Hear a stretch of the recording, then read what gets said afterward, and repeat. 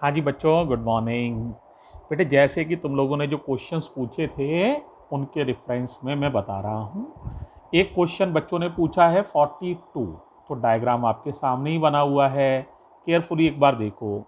ये battery 2 volt की है। ये रेजिस्टेंस पता करना है। ये पोटेंशियोमीटर वायर की जो लंबाई है ना, ये बेटे 100 सेंटीमीटर है। और इस वायर का रेजिस्टेंस है 10 ओम। ये एक बैटरी है जो 100 मिली वोल्ट की है।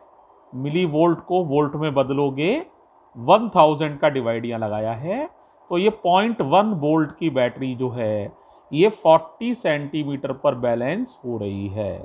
तो सबसे पहले हमने ये E2 मान लो, इसको L2 मान लो, L2 इस लंबाई को L2, इसे L1 मान लो। और हमें इस वायर का पूरी वायर पर वोल्टेज निकालना है। क्या निकालना है? पूरी वायर का वोल्टेज। तो जरा ध्यान से देखो कितना आ जाएगा। बड़ा आसान है, फॉर्मूला तुम्हें पता ही है। बोलो क्या होता है? E1 अपॉन E2 बराबर L1 अपॉन L2। 1 का मतलब है पूरी वायर, और 2 का मतलब है इतना पोर्शन वायर का, AJ पोर्शन, है ना। तो 1 माने पूरी वायर, पूरी वायर का वोल्टेज नहीं मालूम है। AJ पोर्शन का वोल्टेज मालूम है, 0.1 वोल्ट है। पूरी वायर की लंबाई मालूम है, 100 सेंटीमीटर है। AJ पोर्शन की लंबाई मालूम है, 40 है। 0 से 0 कैंसिल, ये से कट जाएगा 2.5 बार। तो मल्टीप्लाई कर लोगे तो E1 आ जाएगा 0.25 वोल्ट या 250 मिली वोल्ट। दोनों तरह से लिख सकते हो, एक ही बात है, कोई अंतर नहीं है। इसका मतलब यह है बेटा, इस वायर पर 250 मिली वोल्ट तक हर वोल्टेज नापा जा सकता है। कितने वोल्ट तक? 250 मिली वोल्ट, 0.25 वोल्ट तक आप सारे वोल्टेज इस पे नाप सकते हो। लेकिन ज़्यादा से ज़्यादा कितना नाप सकते हो? 0.25 वोल्ट। ये तो क्लियर ही हो गया होगा। तो देखो, सेकंड सवाल का आंसर तो आपको यहीं से पता चल जाना चाहिए। वो कह रहा है यदि E2 की वैल्यू 100 मिली वोल्ट ना होती, 300 मिली वोल्ट होती, तो बताओ बैलेंस पॉइंट कहाँ मिलता? आंसर, वायर जो है 250 मिली वोल्ट ही नाप सकती है, ज़्यादा से ज़्यादा 250 मिली वोल्ट तक ही बैलेंस पॉइंट मिलेंगे। लेकिन आपका वोल्टेज 300 मिली वोल्ट है, जो कि 250 से बड़ा है।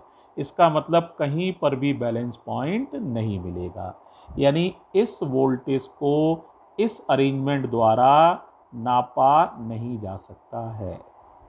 तो ये सेकंड पार्ट का जवाब हो गया। तो सेकंड पार्ट का जवाब तो एक लाइन का ही है, यहीं लिख देते हैं। तो क्या हो जाएगा बताओ?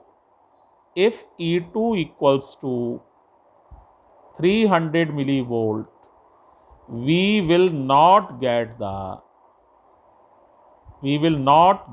the balance point. समझ आ जाना चाहिए, आसान सा ही है। अब देखो बेटा, यहाँ लाइन में खींच ले रहा हूँ और इसके फर्स्ट पार्ट को हम कर रहे हैं। फर्स्ट पार्ट अब कर रहे हैं, बड़ा आसान है, एक लाइन है बस। देखो ध्यान देना बच्चों, इस वायर पर वोल्टेज कितने आ गए हैं बताओ? पूरी वायर पर वोल्टेज आ गए हैं, तुमने देखा ही होगा, 0.25 वोल्ट। इसका रेजिस्टेंस 10 ओम है। टोटल 2 वोल्ट थे, 0.25 इसको मिल गया। तो इसके वोल्टेज कितने हुए इस रेजिस्टेंस पर? 2 में से 0.25 घटा लेना, तो 1.75 वोल्ट इसको मिलेंगे। और ये रेजिस्टेंस पता करना है। बड़ा आसान है। ये रेजिस्टेंस और ये वायर पूरी, ये दोनों सीरीज में हैं। और सीरीज में मैंने बहुत बार समझाया है, करंट को बराबर कर देते हैं। तो आप करंट को क्या कर दोगे? बराबर। अब बताओ आगे क्या लिखवा रहे हो, सारे बच्चे बताओ। V1 अपॉन R1 बराबर V2 अपॉन R2।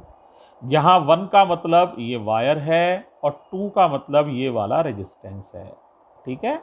अब बताओ V1 पूरी वायर का वोल्टेज 0.25, पूरी वायर का रेजिस्टेंस 10 ओम,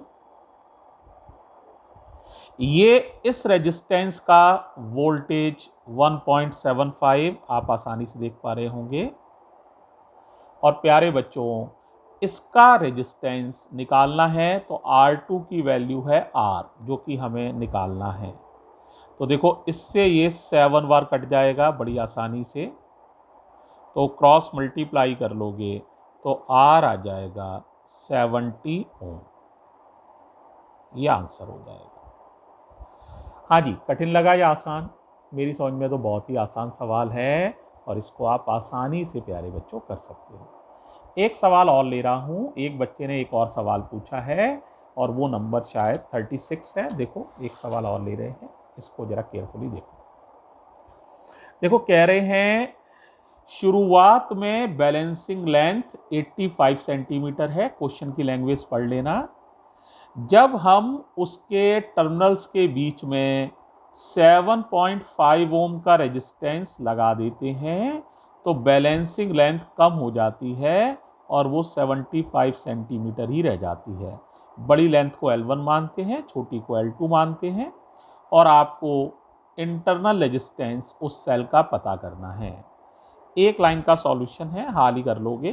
R का फॉर्मूला होता है L1 upon L2 -1 into capital R। याद आ गया?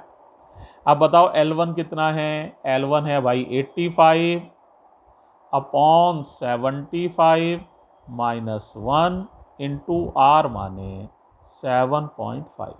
एलसीएम लो जरा, तो कितना आ जाएगा? 85 -75 अपॉन 75।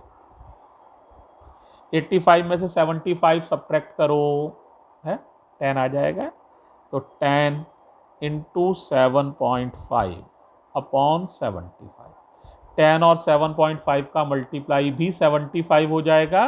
तो इस 75 से ये 75 एक बार कट जाएगा तो स्मॉल r आ जाएगा 1 ओम।